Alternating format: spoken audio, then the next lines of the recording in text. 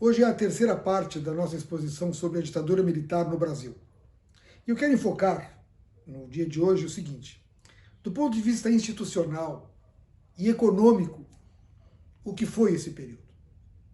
Nós falamos já no primeiro e segundo momentos, na primeira e segunda parte, que a ditadura foi violenta, foi cruel, foi homicida, cometeu todos os tipos de crimes imagináveis contra as pessoas, mas é importante ir um pouco além. As instituições do Brasil não funcionavam. Isso é um registro seríssimo. O judiciário tinha uma pressão brutal. Ele não podia enfrentar a ditadura porque seus membros seriam caçados, como alguns foram. O parlamento deixou de existir na prática, porque todo mundo que contestava o sistema, de fato criticava a ditadura, era caçado. Nós temos inúmeros deputados federais, estaduais, vereadores caçados. O caso emblemático de Glênio Pérez e Marcos Klausmann em Porto Alegre, é um caso para sempre. Mas, enfim, Ministério Público, nem pensar. E, por outro lado, nós tínhamos ali Exército, Marinha e Aeronáutica, Polícia Federal, as polícias militares e a Polícia Civil, como um todo. E isso não quer dizer que todas as pessoas, eu conheço pessoas daquela época que eram dessas corporações e não participaram de nada disso. Agora, essas entidades, assim, do ponto de vista institucional, estavam com a repressão, faziam parte dos órgãos repressores.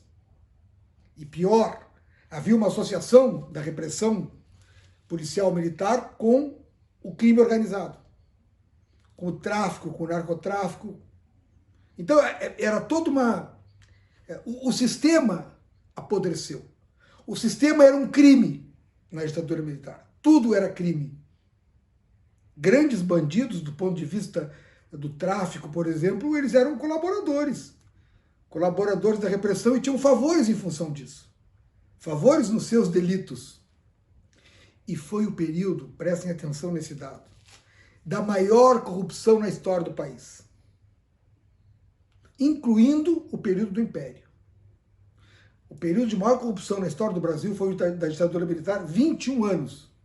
Particularmente, mais intensamente, de 64 a 80. A ditadura foi até 85, formalmente, são 21 anos.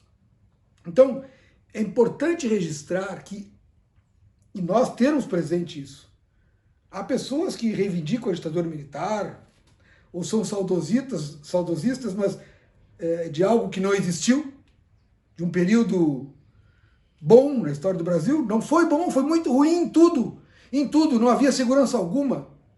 2 ou 3 jovens que se reuniam, 2 ou 3 saíam presos. Não se podia falar nada contra o sistema. E às vezes pessoas que não falavam também passavam pelos horrores da repressão. Então não havia segurança, não havia nada. O que existe muito é ignorância em relação a esse período, e por isso a nossa motivação em fazer esse trabalho, para poder mostrar que esse período reivindicado, essa etapa da história nacional, foi um desastre, em todos os sentidos. Quando eu falo sobre isso, sempre me vem a lembrança, a indicação de pelo menos um livro importante, entre tantos que tem, muitos que tem sobre esse período. Eu gosto muito do livro Combate nas Trevas, do Jacob Gorender. Eu acho que é um grande livro, já para, digamos assim, iniciados, né? Para quem tem militância política, o Combate nas Trevas ele é imprescindível. E para todas as pessoas, 2 filmes que eu acho excelentes em relação a essa etapa histórica, que são pela ordem, assim, não de, digamos assim, de grandeza como arte, mas sim de quando foram feitos. O primeiro é Pra Frente Brasil. É um filme muito importante, com o Reginaldo Farias, com a Natália do Vale, com o Carlos Zara. É um filme com o Antônio Fagundes, que mostra uma pessoa que teve ali, numa circunstância específica, uma confusão. Foi trocado por um nome, perseguido pela repressão. E passa por tudo aquilo. Esse filme, Pra Frente Brasil, eu considero, repito, imprescindível. O outro que eu quero indicar, filme, é Cidadão Boylesin. Esse é o nome do filme, Cidadão Boylesin. Sobre aquele sujeito que eu falei na parte 2 dessa exposição, Boylesin, que era presidente da Ultragaz. Ultragaz era uma empresa gigantesca, ainda existe, mas era uma empresa gigantesca no Brasil. E o seu presidente colaborou com a Operação Bandeirantes, colaborava com o DOI-CODE, e ele queria, o Boylesin em troca, assistir às torturas. Repito, vejam o nível mental dessa gente.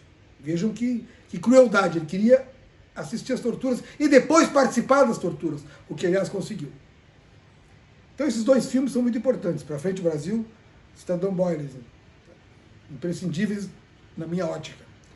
Mas retomando, então nós temos esse período da história nacional onde há um arroxo brutal salarial contra os trabalhadores, há uma perseguição aos sindicatos, não pode haver organização sindical forte, a não ser que seja pelega, porque a ditadura militar não permite, há todo tipo de atrocidades e há uma grande associação entre forças militares, policiais e os criminosos, basicamente ligados ao tráfico e ao contrabando. Então, em toda essa questão, a institucionalidade se perde, como eu disse antes, vira um crime. A economia brasileira, fragilizada, totalmente desmontada, porque só havia benefícios, incentivos a quem era vinculado à ditadura, e o Brasil se mantinha basicamente porque tinha uma boa relação com os Estados Unidos da América, que apoiavam, desde a origem, o golpe militar. Esta relação se modifica com os norte-americanos com a eleição do Jimmy Carter em 76, e a partir de 77 há uma mudança grande nessa relação Brasil-Estados Unidos. Mas aqui o que existe é justamente isso, uma situação absolutamente instável, de perseguições, de não crescimento e por todos os motivos lamentável. Um período de absoluta exceção que deixou marcas profundas na história do Brasil e que ele precisa ser contado e recontado corretamente. A imprensa, quando eu falo na corrupção, a gente vê, né, em períodos democráticos, a imprensa pode dizer fulano fez isso, Beltrano fez aquilo, que é correto e tem que ser feito, mas nem pensar naquele período. Jornal, rádio, televisão que fizesse isso, acabava, terminava, e o jornalista podia ser morto, preso, torturado e morto, como aconteceu com Vladimir Herzog, em São Paulo, em 75.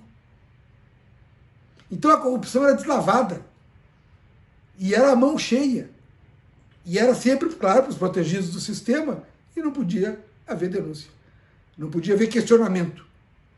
É um período muito duro, esse da ditadura militar no Brasil, e ele tem que ficar marcado como ele realmente foi. E aí nós temos que ter, claro que num trabalho de mais fôlego, mais intenso, a cadeia de comando, isso é importante.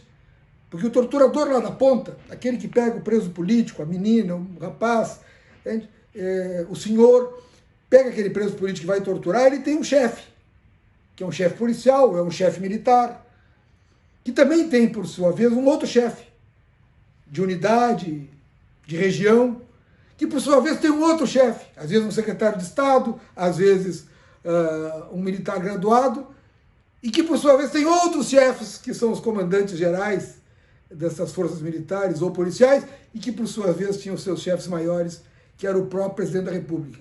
Castelo Branco, depois Costa e Silva, depois Emílio Garrastazu Médici, depois Ernesto Geisel e depois João Batista Figueiredo. Esses 5 foram os ditadores que representaram tudo isso e concordaram com tudo isso. Concordaram com tudo isso. Hoje, no direito, se fala na teoria do domínio do fato. Não havia nada que acontecesse que eles não soubessem. Nada. Portanto, eles são os símbolos maiores de toda essa desgraça na história nacional, e qualquer homenagem a eles é algo mal feito. É algo que não deveria existir, não deveria acontecer. Fica aqui o registro da minha alegria em poder partilhar alguma coisa com vocês, e na certeza de que em breve voltaremos com algum outro tema de algum interesse histórico para todos nós. Um abraço. Obrigado.